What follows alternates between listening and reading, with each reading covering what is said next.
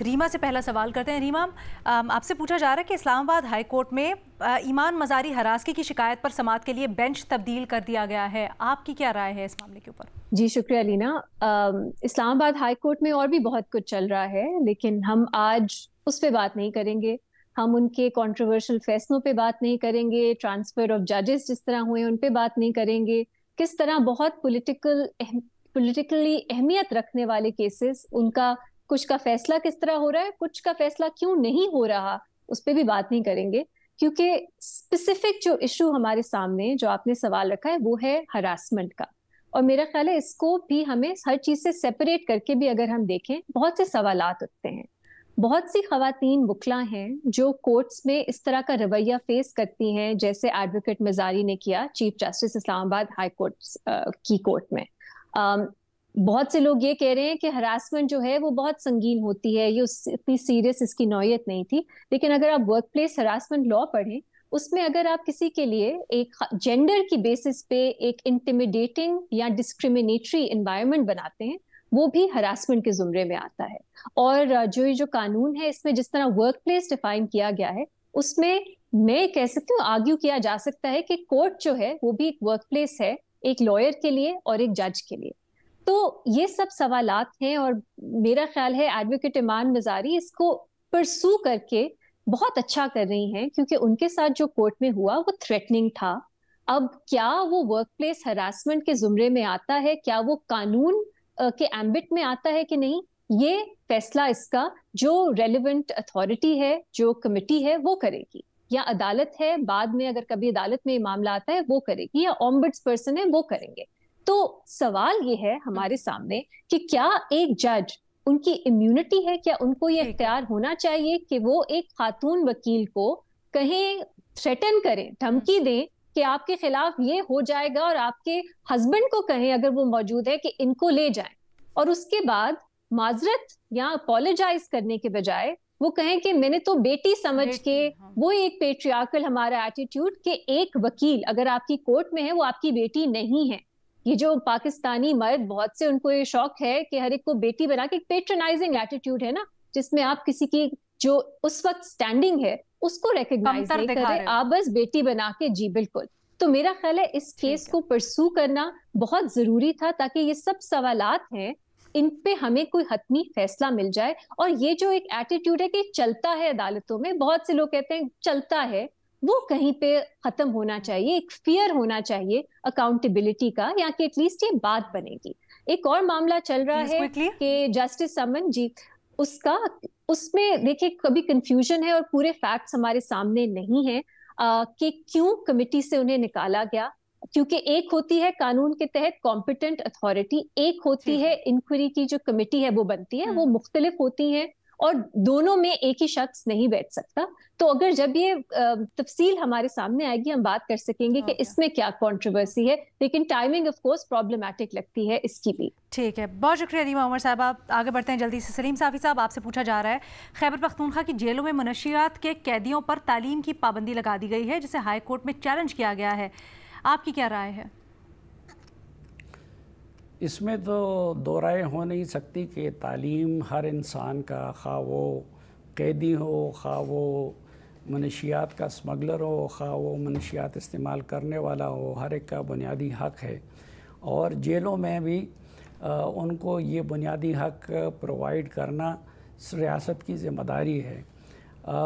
हुकूमत की तरफ से जो आर्डर निकाला गया है उसमें थोड़ा सा ये भी है कि मुतलक पाबंदी नहीं लगाई गई है तालीम हासिल करने पे, बल्कि मनशियात इस्तेमाल करने वालों को के जो एग्ज़ाम है उसके लिए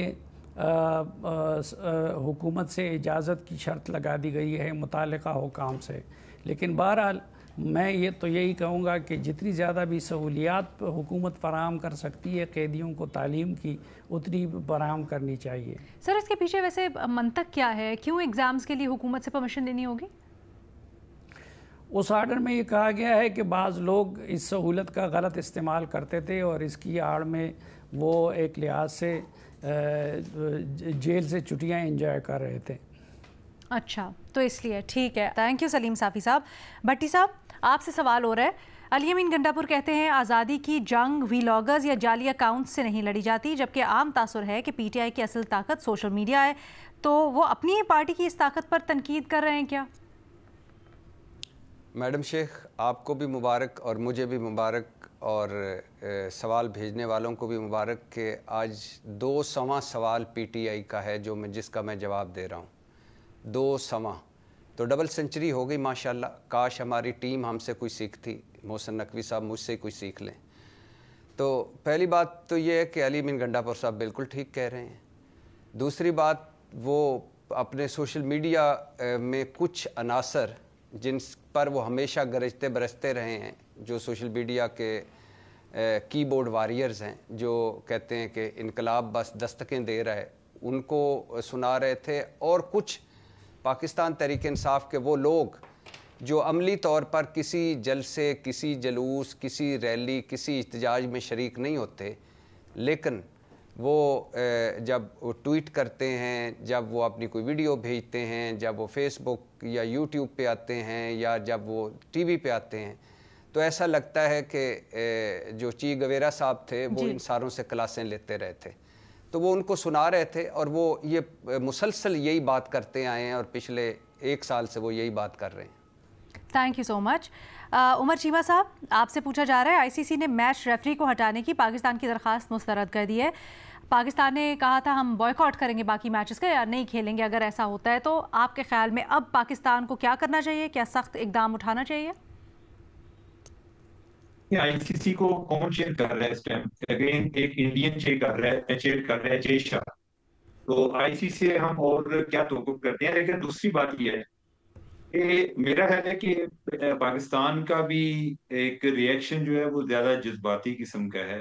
ایک تو یہ بات آتی ہے جی کہ ایشین کرکٹ کونسل جو ہے ان کا فیصلہ ہے، لیکن میں سمجھتا ہوں کہ اس سے سب سے بڑھ کر فیصلہ دونوں ٹیموں کا ہے کہ وہ اگر ایک دوسرے کے ساتھ ہینڈ شیک نہیں کرنا چاہتی۔ انڈیا نے اپنے لیول پہ گھٹیا پن کا اظہار کیا ہے۔ اب اگر وہ چاہتے ہیں کہ ہم ان سے ہاتھ نہیں ملائیں گے، تو امپائر کے پاس کیا پاور ہے کہ وہ ان کو کہے گا کہ آپ نے زبردستی ہاتھ ملانا ہے؟ تو اس کو ہمیں جو ہماری ایک تنقید کا ایک ہدف ہے وہ انڈیا ہونا چاہیے تھا، نہ کہ دوسری طرف۔ اور پھر جب آپ کو آئیڈیا بھی ہو کہ جو ایک انٹرنیشنل کرکٹ ہے اس میں انڈیا کا انفلوئنس بھی زیادہ ہے اور آپ کا کیس بھی اتنا اسٹرانگ نہیں ہے، تو مجھے جو اگر پوچھا جائے تو میں تو زیادہ ایک اوور آل انڈیا نے اپنا ایک گھٹیا پن شو کیا، اور انہوں نے ثابت کیا ہے کہ وہ جتنے بھی بڑے ہو جائیں وہ ایک سر چلیں یہ تو اصولی موقف ہو گیا آپ کا۔ اب جلدی سے یہ بتا دیں پاکستان کیا کرے؟ پاکستان نے اپنی طرف سے ایک سٹیپ لیا، اب وہ بیک فائر کر گئے کیا؟ اور پاکستان کو کیا پھر کھیلنا چاہیے، یا پاکستان کو اب سخت قدم اٹھانا چاہیے اور کہنا چاہیے نہیں کھیلیں گے؟ نہیں، میرے خیال ہے یہ ویسے امیچور سٹیپ تھا۔ پاکستان کو چاہیے کہ اپنی ٹیم پر توجہ دے، اپنی پرفارمنس کو امپروو کرے۔ یہ کریں گے تو ان کا کام چلے گا۔ یہ ان کا اوور آل یہ ایک ریئیکشن دی فوج سے اگر یہ کامیاب ہو جاتے تو ان کی داغ بیٹھ جاتی۔ ابھی اس سے ان کو اور زیادہ امبیرسمنٹ ہوئی ہے کہ جب ان کی بات ہی نہیں مانی۔ اوکے